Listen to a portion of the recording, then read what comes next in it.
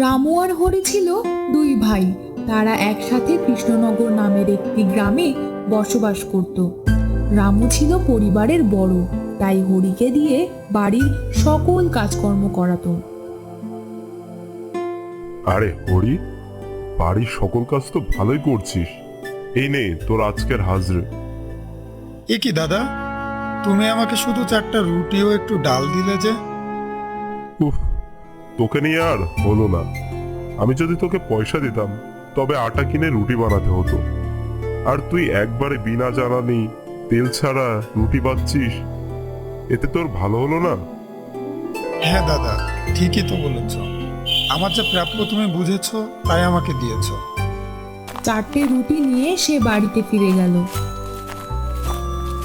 ওগো, এই 4টে রুটিতে আর কি বা হবে বলো? সারাদিন পরিশ্রম করলে আর তোমাকে এই দিল? আমার পরিশ্রমের মূল্য যা হয়েছে দাদা আমাকে তাই দিয়েছে। নাও, খেয়ে নাও তো এবার।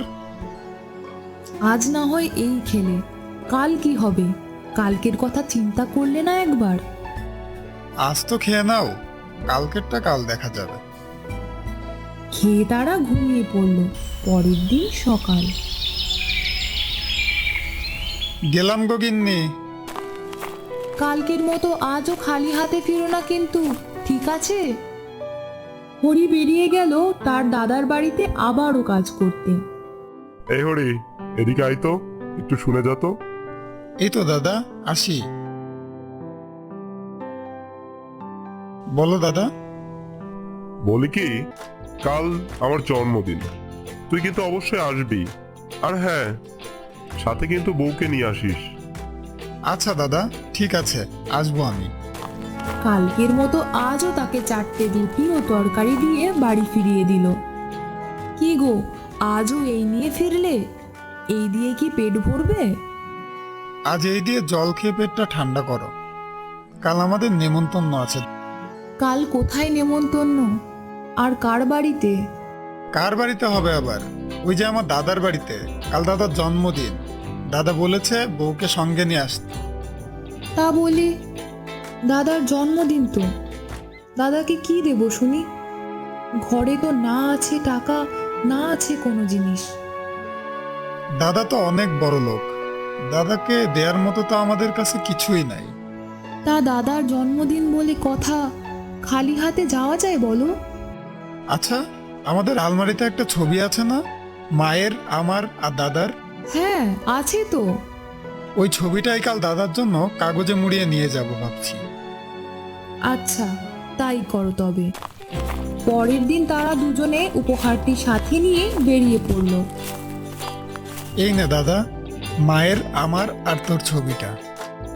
আরে হরি, এসেছিস? এত দেরি হলো যে? যা যা, কাজে লেগে পড়, এখনো তো অনেক কাজ বাকি। এই যা তো, হরিকে একটু কাজ বুঝিয়ে দিয়ে আসতো। কাজ শেষ হবার পর রামু বলল, এই ওদেরকে খেতে দে তো। আসলে হরি অনেক বাড়তি গ্যাস এসেছিল তো, তাই একটু খাবারে কম পড়েছে। নে, আজকের মতো এইটুকু খেয়ে নে। তুই তো নিজেরই লোক, তোকে খাবার দিতে আর কিসের লজ্জা। খা খা ভাই, পেট ভরে খা। কিরে, খিদে পেট নিয়ে বাড়ি কেন যাস? বউ, তুমি কিছু বললে? আমি কেন তোমায় কিছু বলবো? যাও, আরো যাও, দাদার জন্মদিন খেয়ে আসো। তবে কে বলল? ওরে, আমি রে আমি, আমি তোর অভাব। কে কে কে তুমি? ওরে, চিনতে পারছিস না? ওরে আমি রে আমি, আমি তোর অভাব। তুমি আমাদের সঙ্গে চললে কেন? আমি তোর সঙ্গে চলবো কেন? আমি তো সবসময় তোর সাথেই আছি। মানে মানে কে তুমি? অভাব। অভাব? হ্যাঁ, তোমার খিদে, তোমার দারিদ্র, তোমার দুঃখ। তুমি কি চাও আমার কাছে? কিচ্ছু না, যেমন ছিলাম তোমার কাছে তেমনই থাকবো। কিন্তু আমি তো গরিব, আমাকে ছেড়ে অন্য কারোর কাছে যাও। এই জন্যই তো আমি তোমার সাথে। তোমার যেদিন খিদে, দারিদ্রতা, দুঃখ, জীর্ণতা চলে যাবে, তুমি সেদিন বড় লোক হয়ে যাবে, সেদিনই আমি চলে যাব। কিন্তু আমি তো গরিব, আমি বড়লোক হতে পারবো না তো। তাই তুমি চলেই যাও। তুমি গরিব, এজন্যই তো তোমার সাথে আছি আমি। সেই কাল থেকে না খেয়ে পেটে কোনো দানা পানি পড়েনি। আর কত জল খেয়ে থাকবো বলো তো? তুমি একটু যাও না, পাশের বাড়ির বুড়িমার থেকে কিছু নিয়ে আসো না। গেছিলাম, বুড়িমা বলল প্রতিদিন আমাদের এই অভাবের খাদ্য জোগাতে তিনি আর পারবেন না। তাহলে কি করব এখন? ঘরে একটা কাঁসার থালা আছে না, ওটা বিক্রি করতে পারো। আচ্ছা, আমাদের একটা কাঁসার থালা আছে না? হ্যাঁ, আছে তো। ঘরের এইটাই শেষ জিনিস কিন্তু। ওইটাই দাও। ওইটা দিয়ে যদি কিছু পাওয়া যায় তো আজকের মতো চালিয়ে নেওয়া যাবে।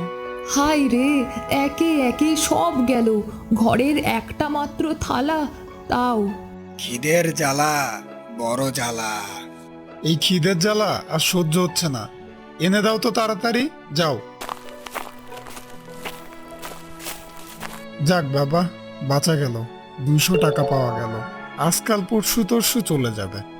এ কি, শুধু ভাত খাবে নাকি? একটা মাছ নাও, দেখবে মাছের সাথে সর্ষে ইলিশ বাটা দিয়ে মাছ যা লাগে না, আহ! আর খাবার শেষে একটু চাটনি, আহ, জমে যাবে। আরে, তুমি তো মন্দ বলনি। জানো কতদিন মাছ দিয়ে ভাত খাই না। ওই যে মাছ। দাদা মাছ নেন, মাছ সুস্বাদু মাছ, নদীর মাছ। দাদা মাছ নেন, মাছ দামে কম, মানে ভালো মাছ। ওই যে মাছ, দেখো। যাও যাও, মাছ নিয়ে আসো। ও দাদা, এই মাছ কত করে গো? আরে দাদা মাত্র 50 টাকা, দাম কম আছে দাদা, নিয়ে যান নিয়ে যান। না গো দাদা, থাক। দাম অনেক গো, আজ খেলে কাল আর খেতে পারবো না। আরে এত কি ভাবছো? এতদিন পর খাবা, এ কি করছো? একদিনে তো খাবে, নাও নাও। দাও দাদা, একটা মাছ দাও। একটু তেল সর্ষে আর ঘি ছাড়া কি জমবে বলো? সর্ষে পাতুরি করে খাবে, তারপর খাবার শেষে একটু চাটনি না হলে তো হবে না বলো। ওরে বাবা, এ কি সব বলছো গো? আরে তুমি কি রোজ খাবে নাকি বলো? আজই তো, একদিনই তো। তারপর বউ আছে না, কতদিন ভালো মন্দ খেতে পায় না, ভাবো তো। আজ যেহেতু একটু খাওয়ানোর সুযোগ পেয়েছো, তবে হাত ছাড়া কেন করবে বলো তো? বউ, ও বউ, কই তুমি? এই দেখো তোমার জন্য কি নিয়ে এসেছি। বলি কি, বাজার থেকে থালা বিক্রি করে যা পেলে এসব কিনে টাকা উড়িয়ে দিলে সব? ওরে বউ, একদিনই তো খাবো, এভাবে বলছো কেন? কাল কি আবার পেটে গামছা বেঁধে জল খেয়ে থাকবো? উফ, এত ভেবো না তো। কালকেরটা কাল দেখা যাবে। এখন যাও তো, রান্নাটা বসাও। খিদেতে পেটে বিড়াল লাফাচ্ছে। আচ্ছা অভাব, কালকের টাকা তো সব শেষই হয়ে গিয়েছে। এখন কি করব আমি? চলো, বনের শুকনো গাছ কাটবে। আমার তো কুড়ালদা কিছুই নেই, কিভাবে করব আমি? পাশের বাড়ি থেকে ধান নাও, তবেই তো হলো। যদি না দেয় তখন? দেবে না কেন? বলবে আমি কাঠ কেটে যা রোজগার হবে তা থেকে তোমার ভাড়া চুকিয়ে দেব। বলছো যখন, তখন যাই। এই জঙ্গলে কাঠ কোথায় পাওয়া যায় জানো তো? বাহ, জানবো না কেন, এই জঙ্গলে অনেক কাঠ কেটেছি। আচ্ছা, তোমার মতিগতি তো ঠিক লাগছে না। তুমি আমার সব খরচ করিয়ে দিলে, এবার তুমি কি আমার প্রাণটাও নিতে চলেছ? তুমি তো এমনিতেই মরে আছো, আর কতবার মরবে বলো? চলো এবার চলো।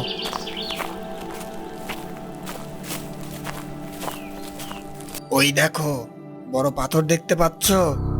নাও, এবার এটা ঠেলো। এই এত বড় পাথর আমি ঠেলবো কি করে? আমি পারবো না। আরে পারবে পারবে। ভাবো তুমি 1 মাস না খেয়ে, তোমার পেটে খিদে, তোমার ঘরে কিছু নেই, তোমার বউয়ের একটা কাপড় আছে তাও ছেঁড়া। পারবে, তুমি পারবে। আমি পেরেছি, আমি পেরেছি।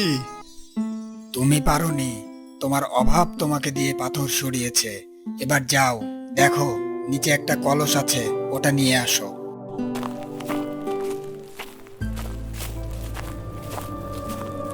হ্যাঁ, এত কলস ভর্তি সোনার মোহর। হ্যাঁ, নিয়ে আসো তাড়াতাড়ি। চলো আমরা সবকিছু কিনে সুখে দিন কাটাই।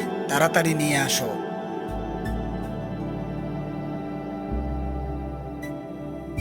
অভাব, একটু দেখো না নিচে আরো আছে কিনা। দাঁড়াও তুমি উপরে, আমি দেখছি। তখন অভাবটা নিচে গেল মোহর খুঁজতে, আর হরি অমনি সেই সুযোগে গর্তটা পাথর চাপা দিয়ে বন্ধ করে দিল। এ কি করলে আমার সাথে? তুমি এই গর্তের মধ্যেই বন্ধ হয়ে থাকো। তুমি উপরে এলে এই মোহর 2 দিনেই উড়ে যাবে, যা আমি কিছুতেই হতে দেব না।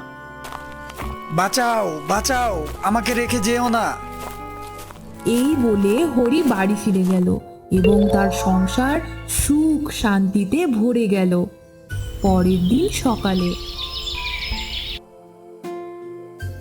দাদা, কাল আমার বাড়িতে বউয়ের জন্মদিন, তুমি আসবে কিন্তু। তুমি আসলে আমি অনেক খুশি হব। যে কিনা দুমুটো খেতে পেত না, আমার বাড়িতে কাজ করতো, তার বাড়িতে অনুষ্ঠান। আসলে দাদা, আমার তো আপন বলতে তুমিই একমাত্র। তা এখন আমি আসি দাদা, আরো গ্রামের মানুষকে নেমন্তন্ন করতে হবে। হরির এই সকল পরিবর্তন দেখে পরের দিন সকালে রামু বেরিয়ে পড়ে রহস্য উন্মোচনের জন্য। সেইখানে পৌঁছে গিয়ে রামু হরিকে যা বলল। কিরে হরি, তুই এত লোকের আয়োজন করছিস, হঠাৎ করে কি গুপ্তধন পেয়েছিস? তাহলে শোনো ব্যাপারটা।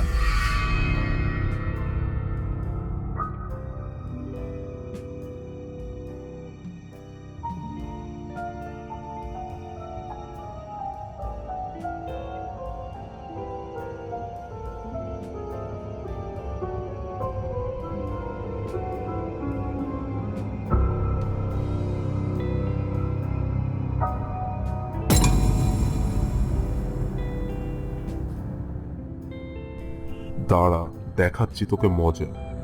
তুই আমার থেকেও বড় লোক হবি, তোর অভাবকে তোর কাছে ফিরিয়ে দেব, তখন দেখবি মজা কাকে বলে। এই বলে রামু অভাবকে মুক্ত করার উদ্দেশ্যে বেরিয়ে পড়ল। কিছু দূর যেতে না যেতেই সেই স্থানে পৌঁছে যায় এবং অভাবকে মুক্ত করে দেয়। অভাব মুক্ত হতে পেরে খুশি হয়ে রামুকে যা বলল। ধন্যবাদ বন্ধু, তুমি আমাকে এই অন্ধর কুঠুরি থেকে বের করেছো। যেহেতু তুমি আমাকে এই অন্ধর কুঠুরি থেকে বের করে মুক্তি দিয়েছো, আজ থেকে তুমিই আমার প্রকৃত বন্ধু। আমি তোমার সাথেই থাকবো। তো বন্ধুরা, কেমন লাগলো আমাদের আজকের এই গল্পটি? ভালো লাগলে অবশ্যই আমাদের চ্যানেলটিকে সাবস্ক্রাইব করে দিও। ধন্যবাদ।